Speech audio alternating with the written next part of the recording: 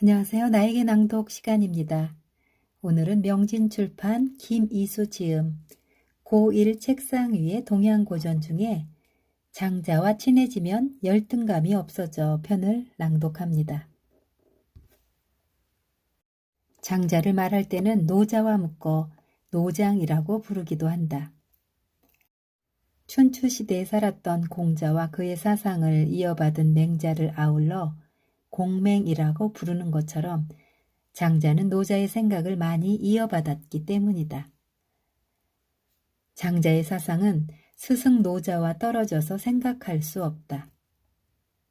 장자의 사상적 핵심이 바로 노자의 도이기 때문이다. 노자가 말하는 도는 도덕경의 첫 문장인 도가도 비상도, 명가명 비상명을 통해서 알 수 있다. 장자는 2400여 년 전 중국 춘추 전국시대에 활동했던 인물이다. 맹자와 거의 같은 시대에 활동했으며 기원전 369년경에 태어나 기원전 282년에 죽었다고 한다. 사마천의 역사서 사기의 기록에 의하면 장자는 송나라의 몽현이라는 마을 출신으로 칠원리라는 낮은 벼슬을 지냈다고 한다. 칠원리가 지역 이름이라고 전하기도 하고 오늘날로 치면 국립공원 같은 동산이라는 해석도 있다. 장자는 칠원의 말단 관리로 일한 적이 있음에도 일생의 대부분을 자유롭게 살았다. 돈을 벌려고 애쓰지 않고 높은 관리직을 꿈꾸지도 않았다. 그에게 중요했던 것은 스승 노자에 대한 열등감을 해결하는 것이었다. 장자의 생애에 대해서 구체적으로 알려진 것은 없다. 다만 그가 집필한 장자라는 책을 통해 대강 추측해 볼 수 있을 뿐이다. 장자는 내편 7편과 외편 15편, 자편 11편 등 총 33권으로 구성되어 있다. 내편 7편은 장자가 직접 쓴 것으로 알려졌고 그 밖에 외편과 자편은 장자의 제자들이 적은 것으로 짐작된다. 사실 노자의 사상은 일반인이 이해하기 너무 어렵고 난해하다. 공자와 노자가 말하는 도는 우주가 어떤 방식으로 이루어져 있는지 설명하고 있다. 오늘날 이 도라는 개념은 우주의 모든 만물들이 똑같다, 차이가 없다라는 양자 물리학의 이론을 바탕으로 이해할 수 있다. 20세기에 이르러 세계를 양자 단위로 보는 양자역학 이론이 나타났는데 이를 노자와 공자는 이미 2500여 년 전에 도라고 이해하고 있었다. 물론 그들이 양자 물리학을 알았을 리는 없다. 하지만 동일한 대상을 말한 것이다. 당시 춘추 전국시대의 사람들에게 노자와 공자의 사상은 해독이 불가능했을 것이다. 이후에도 맹자나 장자 외에 공자와 노자 사상을 제대로 이해한 사람은 없었다. 그래서 장자는 노자의 말을 일반인들에게 설명해주는 통역사 역할을 자처한 것 같다.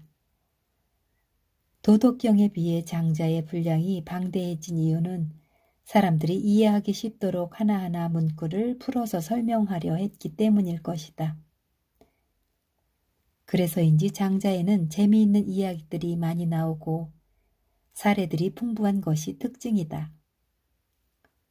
그런데 노자의 도덕경처럼 장자의 책 역시 정확하게 어느 부분을 장자가 썼는지 불분명하다. 하지만 어디까지가 장자의 생각이고 어디까지가 장자 제자들의 생각인지 굳이 구분할 필요는 없다. 중요한 것은 글자 하나하나가 아니고 글이 남긴 이유이다. 문자는 우리의 생각을 표현해 주지만 그럼에도 우리 생각을 100% 표현할 수는 없다. 문자란 단순히 글쓰기를 위한 도구에 그치지 않는다. 우리의 생각을 먼 미래의 사람들에게 전달할 수 있는 중요한 수단이다. 문자는 기억과 달리 사라지지 않으며 끊임없이 축적되고 전파된다.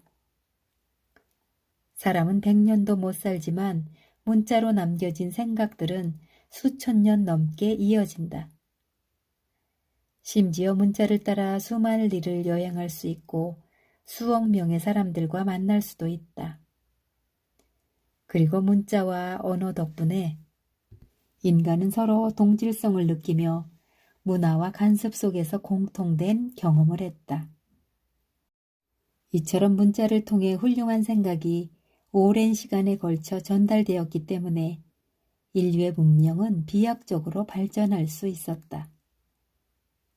그런데 인간의 두뇌 능력이 비약적으로 발달하기 시작한 시점은 문자를 자유자재로 활용하기 시작한 공자와 노자가 활동하였던 시기이다. 노자, 공자, 부처, 소크라테스 등이 거의 동시대에 등장한 것은 결코 우연이 아니다. 우리를 둘러싼 세계는 우리의 작은 생각에 담기에는 너무 크다.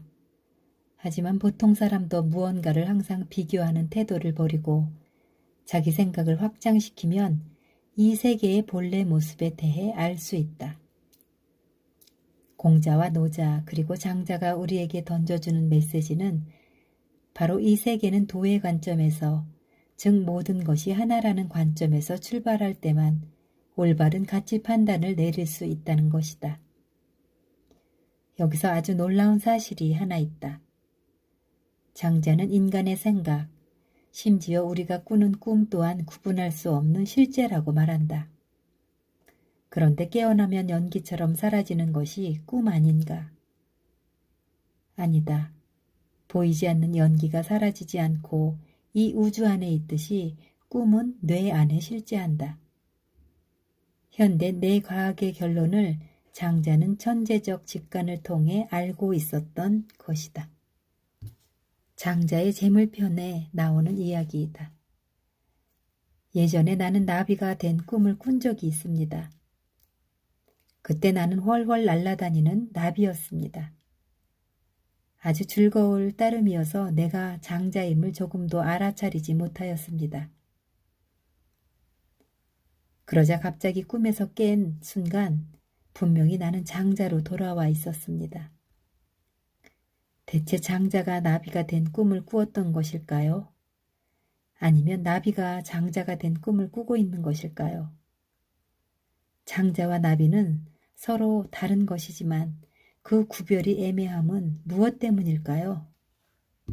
이것은 사물이 변화하기 때문입니다. 호접이란 호랑나비라는 뜻이다. 그러므로 호접지몽은 호랑나비의 꿈이다. 이 말은 장자가 나비가 되어 날아다니는 꿈을 꾸고 나서 깨달은 것이다. 아니 사실은 호랑나비가 장자에 대한 꿈을 꾸고 있다고도 할 수 있다. 장자인 지금은 꿈이고 나는 사실 호랑나비야.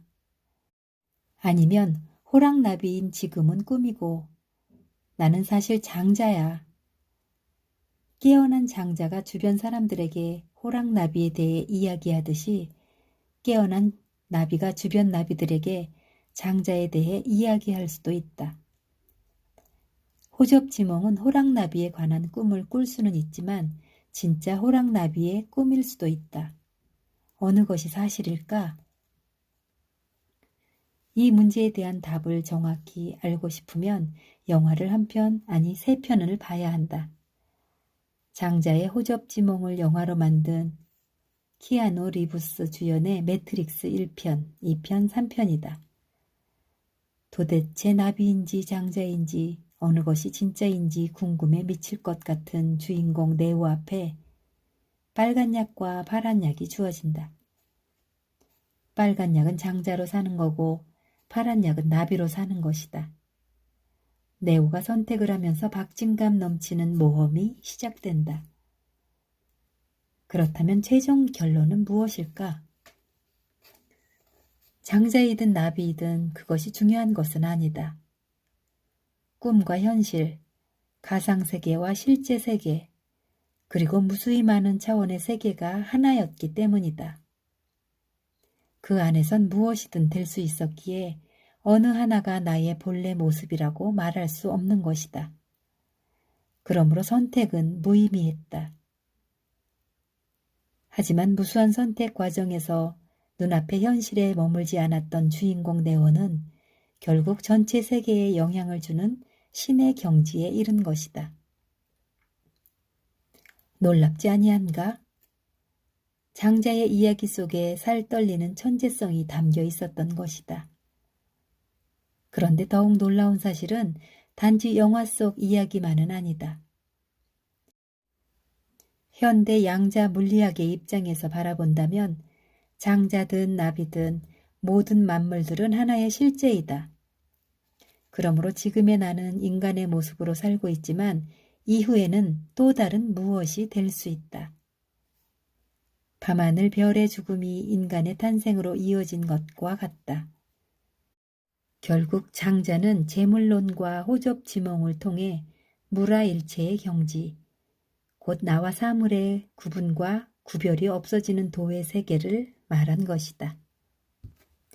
장자는 소요유편에서 어떠한 집착이나 얽매임이 없이 요요자적하게 논의는 완전한 자유의 경지에 대해 말한다. 그렇다면 우리는 어떻게 그런 상태에 이를 수 있을까? 이에 장자는 좌망과 심재를 제시한다. 좌망이란 말 그대로 조용히 앉아 우리를 얽매고 있는 잡다한 생각들을 잊어버리는 것이다. 가만히 앉아 자신에게 가장 중요한 것이 무엇이며 더 나아가 자기 자신이란 도대체 무엇인가를 깨닫는 것이다. 그렇다면 무엇을 깨달아야 하나? 자신은 우주 만물과 구분되는 존재가 아니라 하나라는 것을 파악하는 것이다. 인류는 오랜 세월 동안 농업을 기반으로 한 경제 구조 속에서 살아왔다. 그러다가 1800년대 산업혁명을 기점으로 제조업을 기반으로 한 산업화 시대를 지나왔다. 20세기 후반으로 넘어오면서는 지식 정보화 시대가 열려 현재에 이르고 있다. 여기서 농업사회와 산업화 사회의 공통점은 무엇일까? 바로 인간의 노동력이 경제를 유지하는 기반이었다는 것이다. 이 시대에는 인간의 머리보다는 몸이 더 중요했다. 넓은 농토를 경작하고 컨베이어 벨트에서 작업하기 위해서는 튼튼한 몸과 오랫동안 일할 수 있는 끈기와 부지런함이 요구되었다. 그 시대의 미덕은 끈기와 부지런함이었다. 다른 사람보다 일찍 일어나서 늦게까지 일하는 사람이 많은 생산물을 만들어낼 수 있기 때문이었다. 이런 사람들에게 좋은 머리나 지식은 별로 필요하지 않았다. 그것은 지배층에게나 필요한 덕목이었다. 노동을 해야 하는 대다수 사람들에게 제공된 교육은 생산성을 높이는 방법과 지켜야 할 집단의 규율뿐이었다. 이를 위해 창의적 생각이나 깊은 사고는 별로 필요하지 않았다. 오직 주어진 것을 잘 외우는 것으로 충분했다. 이 시대에는 오히려 개인의 개성과 창의성을 집단의 조화를 해치는 위험 요소로 규정하였다. 자신의 생각보다는 집단의 사고에 순응해야 했고 개성과 창의성보다 전체 구성원들 간의 조화와 단합을 더욱 중요하게 여겼다. 이런 사회 분위기 속에서 사람들은 자신의 생각과 감정을 표현하는데 남의 눈치를 보았다. 모난 돌이 정 맞는다라는 말이 있듯 공연히 남들과 다른 생각을 말했다가 비난을 사기 쉬웠기 때문이다. 그저 남들이 하는 만큼만 하고 남들이 사는 만큼만 사는 게 무난하게 잘 사는 처세술이었다. 이제는 시대가 변했다. 지식과 정보가 가장 중요한 시대가 되었다. 인터넷이 탄생하면서 1차적인 지식과 정보는 쓸모가 없어졌다. 그 내용이 인터넷만 검색하면 나오기 때문이다. 이것은 공자와 노자 그리고 장자와 맹자가 살았던 춘추 전국 시대에 청동기 문명이 철기 문명으로 비약한 것 이상으로 파격적인 일이다. 우리는 지금 과거와는 너무 다른 특이점 시대를 살고 있다. 그렇다면 무엇이 얼마나 어떻게 변했을까? 지식 정보화 사회의 핵심은 인간의 몸이 아닌 머리가 중요하다는 것이다. 이제는 개인의 몸과 머리가 아닌, 즉 개인의 창의력과 개성이 노동력의 원천이 되었다. 전 세계를 열광시킨 싸이의 강남 스타일이 한 예이다. 과거에는 남과 비슷한 것이 미덕이었지만 현재는 남과 다른 것, 나만의 특별한 것이 미덕인 세상이다. 이제 우리에게는 가치관이라는 새로운 화두가 던져졌다. 어떤 정보를 어떤 의미로 어떻게 쓸 것인가를 결정하는 핵심이 바로 가치관이기 때문이다. 사실 우리는 가치관의 중요성에 대해 많은 말을 한다. 하지만 중요하다고 알고만 있을 뿐 실감하지는 못한다. 과거에는 개인의 가치관보다 집단의 가치관이 더 우선시되었고 거기에 순응해서 사는 게 옳다고 여겨졌기 때문이다. 지금도 자신의 가치관보다는 주어진 상황에 맞춰 사는 게 편하다고 생각하는 사람들이 많다. 때문에 가치관에 대해 굳이 생각하고 고민하지 않는다.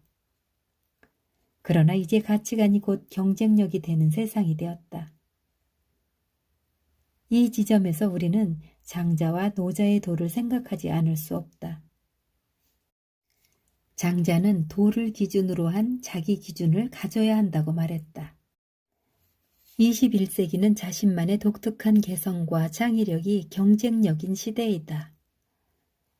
세상을 누가 얼마나 더 멀리, 더 깊게 볼 수 있는가가 중요하다. 21세기 지식 정보화 사회야말로 장자가 말하는 소요유의 삶을 구현하고 또 그것이 최고의 경쟁력이 될 수 있는 시대이다. 장자처럼 스승에 대한 자신의 열등감을 에너지와 열정으로 바꿀 수 있다면 소요유는 그리 어렵지 않다. 네, 지금까지 고전이 주는 나의 미래를 향한 자신감, 고1 책상 위의 동양 고전 중에 장자와 친해지면 열등감이 없어져 편을 낭독해 보았습니다. 감사합니다.